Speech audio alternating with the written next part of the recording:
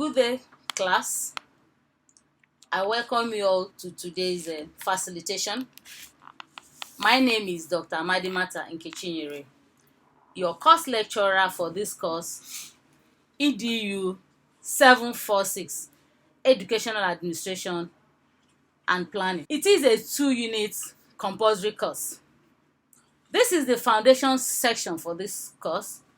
You have read the course guide and have known what is expected in this course.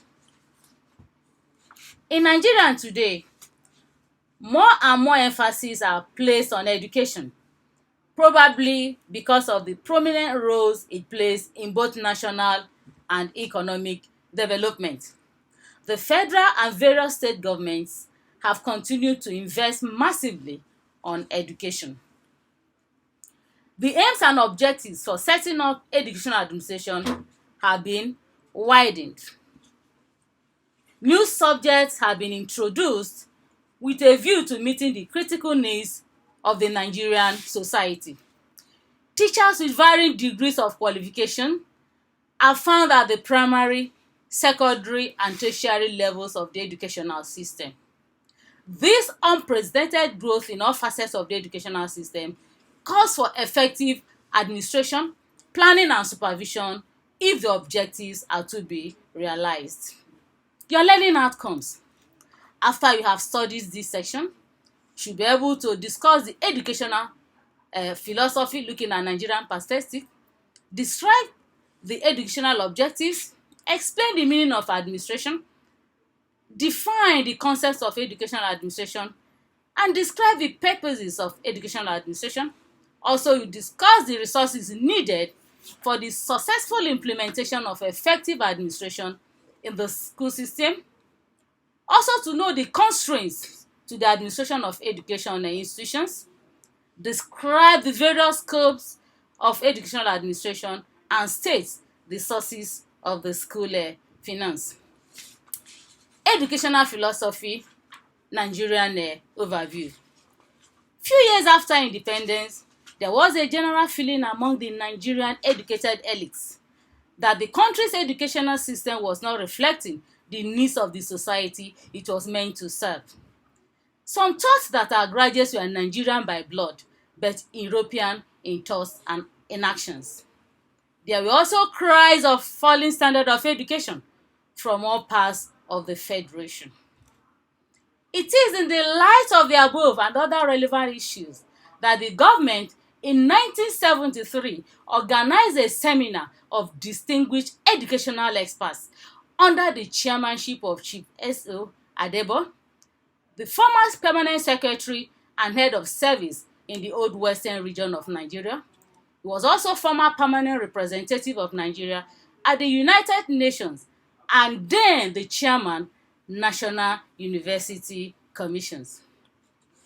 The primary assignment of these respectable educationists, drawn from various sections of the Nigerian establishment, was to deliberate on all aspects of a national policy on education.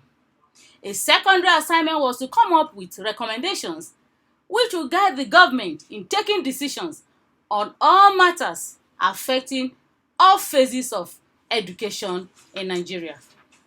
With the publication of the National Policy on Education, there emerged the cardinal objectives of Nigerian education.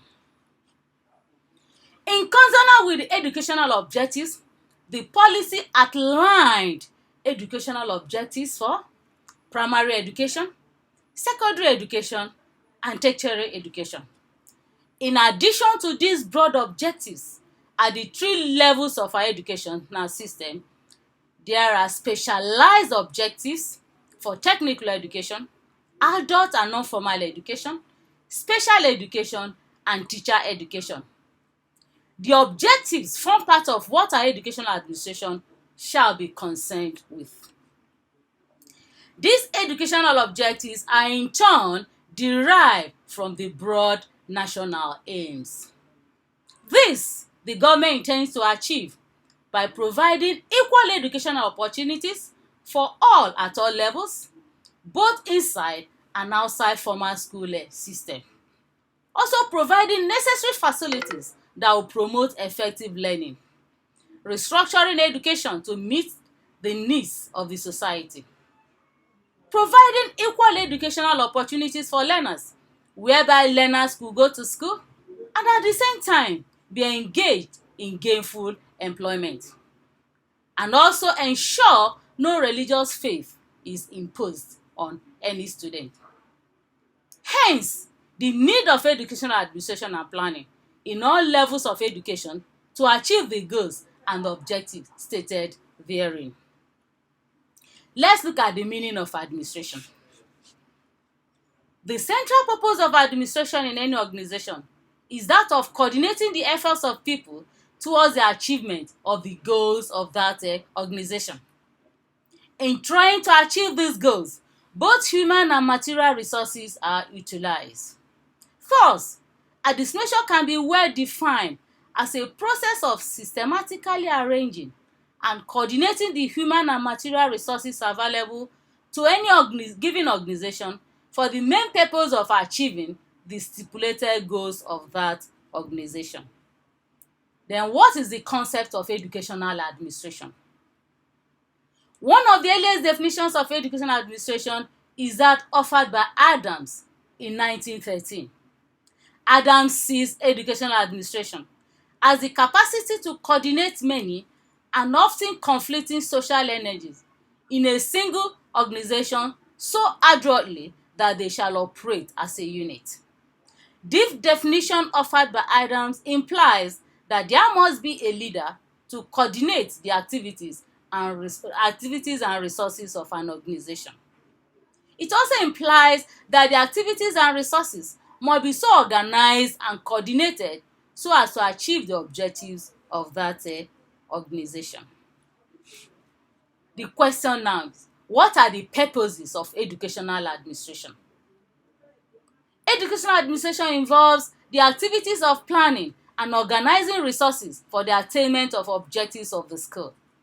Educational administration also involves staffing, providing the personnel, that is both teaching and non-teaching staff, who will assist or coordinate or contribute to the achievement of the objectives of education. Educational administration equally implies guidance, leadership, direction and control of the effort of a group of individuals towards some common goals.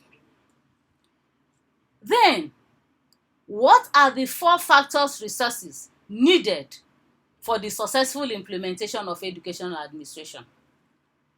For the educational administrator to perform his job efficiently, he needs these 4 factor resources, namely the human resources, capital equipment resources, financial resources, and material resources. The human resources consist of personnel. In our educational institutions, these include teaching and non-teaching staff who assist in the implementation of the instructional programs of the school.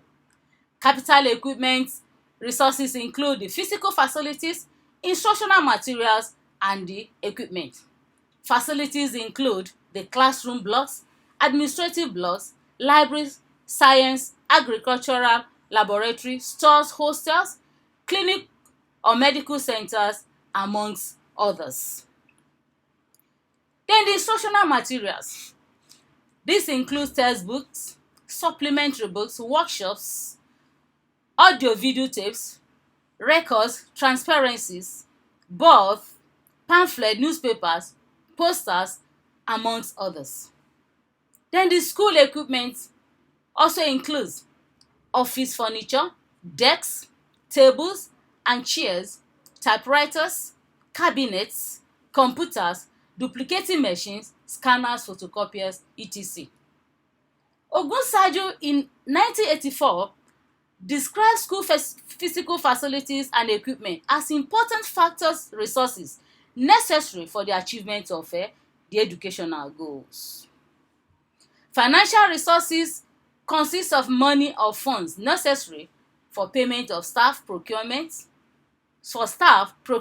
and maintenance of materials and equipment. It is one important resource that contributes significantly to the success of any organization. Then we look at motivation. Motivation, which is a psychological process that boosts the morals of workers in different ways, such as it changes one level of activity, it directs one's action towards a particular goal, also making one responsive towards goal-related stimuli.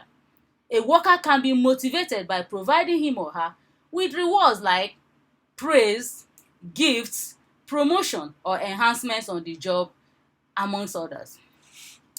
Although the above factor resources are crucial for the achievement of educational objectives, they are very scarce.